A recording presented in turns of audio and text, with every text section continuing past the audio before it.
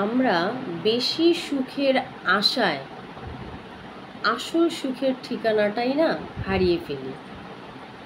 সেটা ছেলে হোক মেয়ে হোক, আমাদের অতিরিক্ত চাহিদা, অতিরিক্ত বাসনা, অতিরিক্ত ভালো থাকবার যে মানসিকতা, সেই মানসিকতা আমাদেরকে এমন জায়গায় পৌঁছে দেয়, বেশি সুখের আশায় আমরা আমাদের আসল সুখের ঠিকানাটা হারিয়ে ফেলি।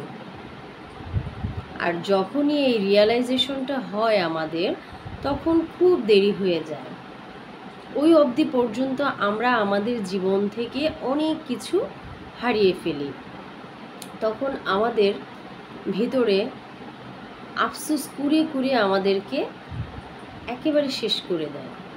তখন আমরা হতাশ হয়ে যাই, আমরা চিন্তায় পড়ে যাই, জীবন নিয়ে অনেক ভাবনায় মগ্ন থাকি, কি হবে, কি করলাম।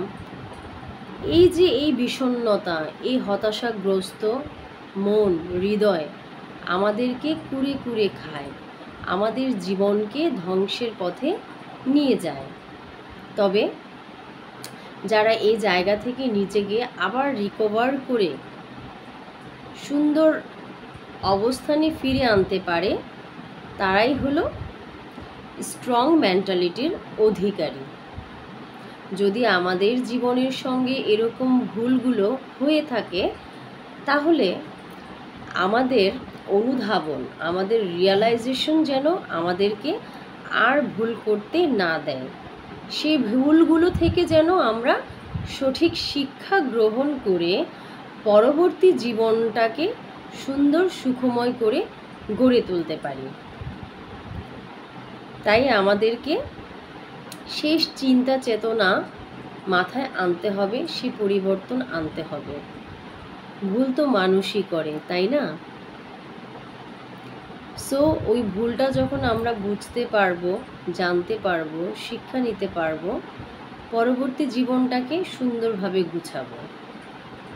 এরকমটাই হওয়া উচিত। আর আমি মনে করি আমাদের জীবনের সঙ্গে এমনটা ঘটাটাই স্বাভাবিক। কারণ আমরা জন্মগতভাবেই লোভী প্রাণী, জন্মগতভাবেই আমরা নিয়ন্ত্রণ করতে চাই। আমাদের কাছে আমরা সবসময় আমরা মনে করি যে আমরা নিয়ন্ত্রণ করব, আমার কাছে নিয়ন্ত্রণ ক্ষমতা থাকবে। এই যে আমাদের যে মানসিকতা, আমাদের যে এই ধরনের চিন্তা চেতনা, এগুলো কিন্তু আমাদের স্বভাবতই হয়ে যায়। সো আমরা জীবনের যে স্টেপে বা যে স্টেজেই থাকি না কেন, যদি আমাদের ভিতরে রিয়ালাইজেশন হয় প্রত্যেকটা ভুলের ব্যাপারে, প্রত্যেকটা ভুল সিদ্ধান্তের ব্যাপারে, অবশ্যই আমাদের পরবর্তী জীবনটাকে আমরা সুন্দর সুখময় করে গড়বার চেষ্টা করব।